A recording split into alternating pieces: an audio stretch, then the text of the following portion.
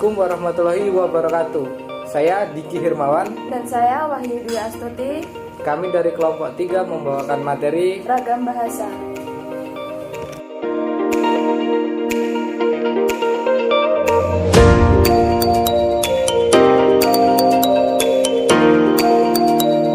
Ragam bahasa. Ada beberapa poin penting. A. Pengertian ragam bahasa. B. Faktor penyebab. C. Dampak ragam bahasa.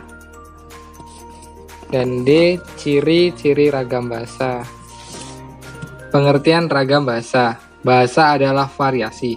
Bahasa menurut pemakaian yang berbeda-beda menurut topik yang dibicarakan, menurut hubungan pembicara, kawan bicara, orang yang dibicarakan, serta menurut medium pembicara. Bahasa yang dihasilkan menggunakan alat ucap organ of speech dengan fenom sebagai unsur dasar dinamakan ragam bahasa lisan, sedangkan bahasa yang dihasilkan dengan memanfaatkan tulisan dengan huruf sebagai dasarnya. Lanjut, untuk faktor penyebabnya itu ada 3 ya. Yang pertama, faktor penyebabnya ada perbedaan wilayah. Setiap daerah mempunyai perbedaan kultur atau daerah hidup yang berbeda, seperti wilayah Jawa dan Papua dan beberapa wilayah Indonesia lainnya. Yang kedua, perbedaan demografi. Setiap daerah memiliki dataran yang berbeda, seperti wilayah di daerah pantai, pegunungan yang biasanya cenderung menggunakan bahasa yang singkat, jelas, dan dengan intonasi volume yang agak besar.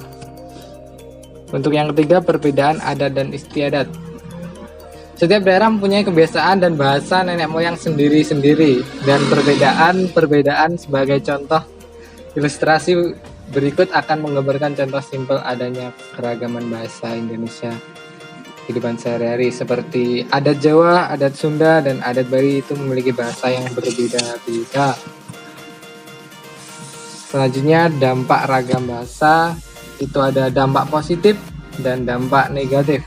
Untuk dampak positifnya sendiri, Indonesia memiliki keragaman yang semakin banyak karena bahasanya yang beragam. Untuk dampak negatif, jika kita berkunjung ke daerah pelosok di Indonesia, kita akan sulit berkomunikasi karena masyarakat di pelosok kebanyakan lebih sering menggunakan bahasa daerahnya sendiri-sendiri. Bayangkan jika kita ke Papua dan kita tidak tahu bahasa Papua. Kemudian ada ciri-ciri ragam bahasa. Ragam bahasa berdasarkan media, ada ragam lisan dan ragam tulis. Ragam bahasa lisan merupakan bahasa yang dihasilkan melalui alat ucap dengan fenom sebagai unsur dasar. Ciri-cirinya yaitu memerlukan orang kedua atau teman bicara, tergantung situasi, kondisi, ruang, dan waktu, tidak harus memperhatikan unsur gramatikal, hanya perlu notasi serta bahasa tubuh. Berlangsung cepat, sering dapat berlangsung tanpa alat bantu, dapat langsung dikoreksi, dapat dibantu dengan gerak tubuh dan mimik wajah serta notasi. Kemudian ragam tulis. Ragam bahasa tulisan adalah bahasa yang dihasilkan dengan menggunakan tulisan atau rangkaian huruf sebagai unsurnya. Ciri-cirinya yaitu tidak memerlukan orang kedua atau teman bicara, tidak tergantung kondisi, situasi, dan ruang serta waktu, harus memperhatikan unsur gramatikal, berlangsung lambat, selalu memakai alat bantu, salah satu tidak dapat berlangsung dikoreksi, tidak dapat dibantu dengan gerak tubuh dan mimik muka, hanya terbantu dengan tanda.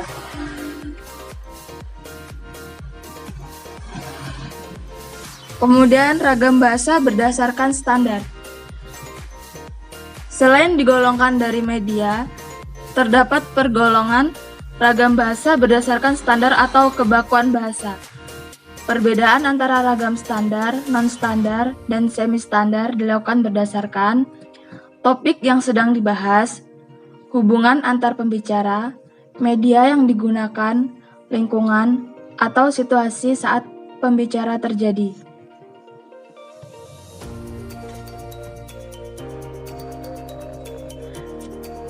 Kemudian ragam bahasa Indonesia berdasarkan topik pembicara.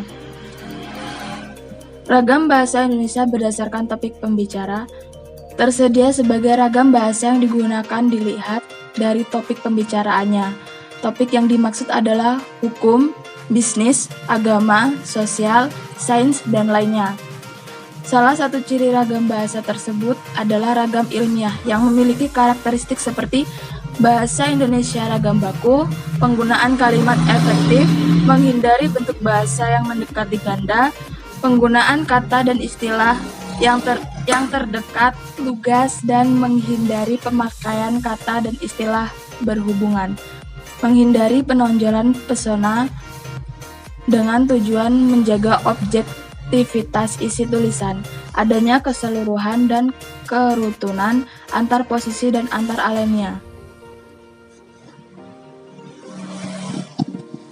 Jadi kesimpulan dari ragam bahasa adalah variasi bahasa menurut pemakaian yang berbeda-beda menurut topik yang dibicarakan, orang yang dibicarakan, serta menurut media pembicaraan. Dalam konteks ini, ragam bahasa meliputi bahasa lisan dan tulisan.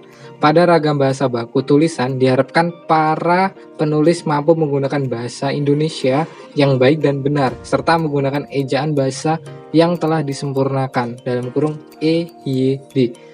Warga Indonesia mampu mengucapkan dan memakai bahasa dengan baik serta bertutur kata sopan sebagai pedoman yang ada. Sekian dan terima kasih, kami akhiri. Wassalamualaikum warahmatullahi wabarakatuh.